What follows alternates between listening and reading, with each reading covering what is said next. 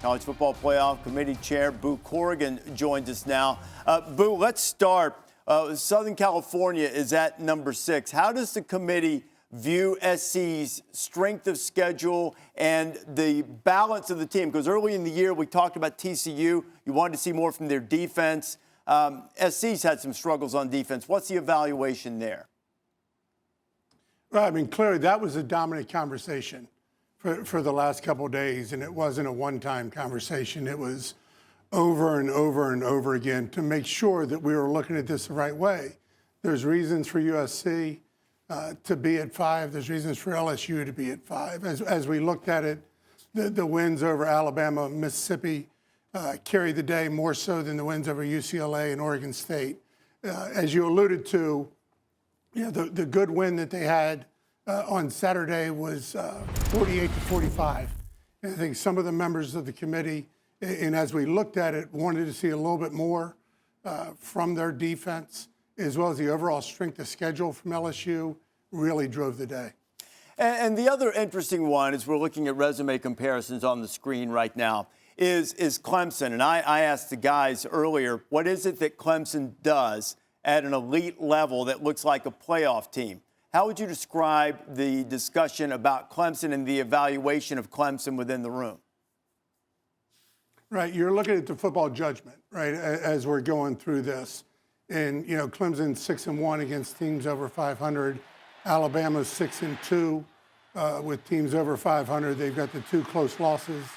Obviously, Alabama does. And then that game against Notre Dame, that 35-14 game, continues to be part of the discussion. You look at Clemson defensively, they got some dudes up front that are making plays and doing things. And, but overall, we saw Alabama as being 7 and Clemson 8.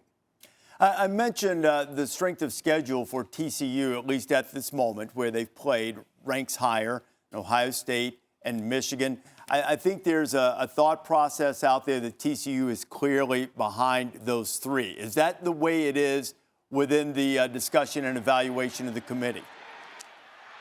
Yeah, we go through the same thing every week and start off with that 1 through 4 and make sure that all the teams we're looking at, they're up on the board. We're comparing everything. We're looking at it.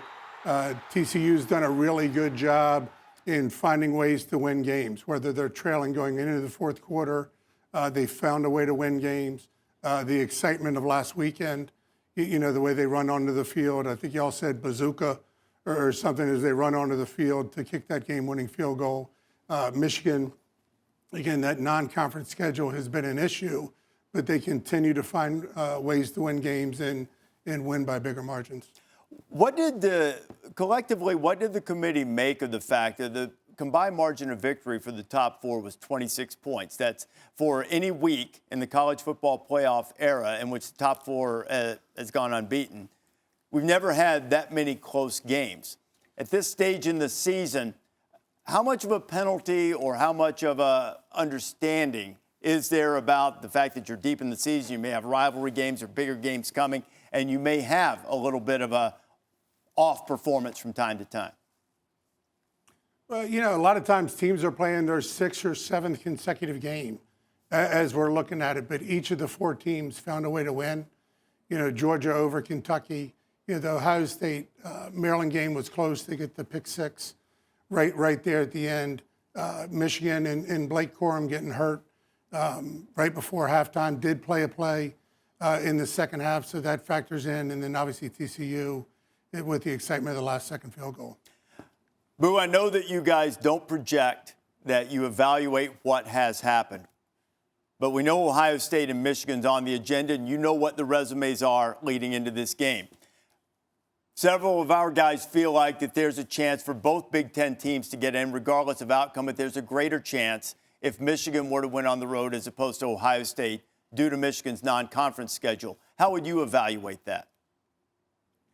You know what? We're just happy to close out Week 12 right now and be able to move on to next week, brother. Come on, Boo. Just a little bit. Just a little bit on how you've evaluated Michigan and Ohio State up to this point. Yeah, I mean, they're both undefeated at this point. We've judged everything through Week 12, and we look forward, you know, the thing about it is college football always delivers, right? You know, it's an exciting time of year, and it just continues to grow. It's going to deliver on Saturday for sure, and you'll have more answers by then. Boo, great job as always. Nice talking with you, and we'll talk again next Tuesday night. Thanks, Rece.